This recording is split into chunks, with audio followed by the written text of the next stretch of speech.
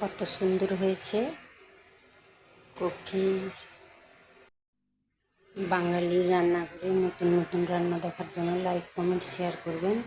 আজকে আমি ফুলকপির রেসিপি বানিয়ে দেখাচ্ছি। এবার আমি তেজপাতা দিয়ে দিলাম, গোটা জিরে, একটুখানি হিং,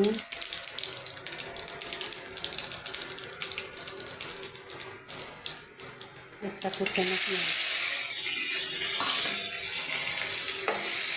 মাছটা লাল লাল করে ভেজে নেব।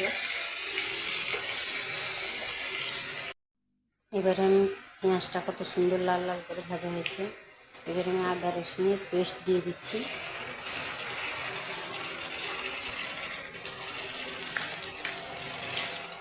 আদা রসুনের পেস্ট দিয়ে দিলাম, একটু ভেজে নেব, ভালো করে ভেজে নেব।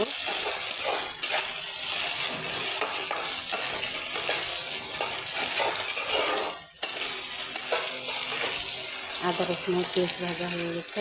এবার আমি লঙ্কা গুঁড়ো 1 চামচ দিয়ে দিলাম, হলুদ গুঁড়ো 1 চামচ, জিরে গুঁড়ো 1 চামচ, ধনে গুঁড়ো 1 চামচ,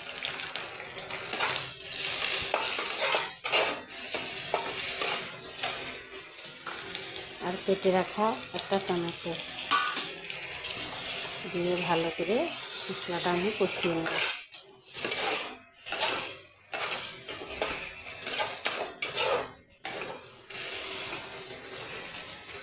মশলাটার কষানোর সাথে সাথে আমি আলুগুলোও দিয়ে দিচ্ছি।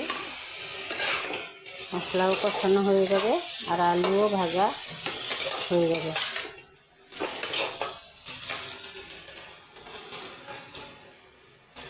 পরিমাণ মতো নুন দিচ্ছি।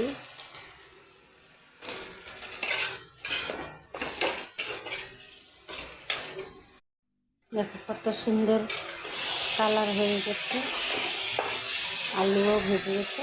এবার আমি ফুলকপিটা দিয়ে দিচ্ছি। ফুলকপিটা দিয়ে ভালো করে ভেজে নেব।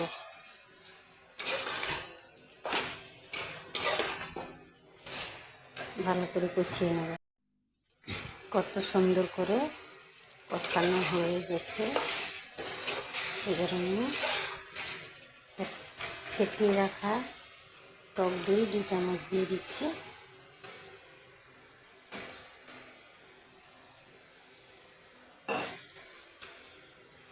একটু জল দিয়ে দিচ্ছি, একটুখানি জল দিচ্ছি। ভালো করে কষানো হয়ে গেছে। এবার আমি 1 বাটি জল দিয়ে দিচ্ছি।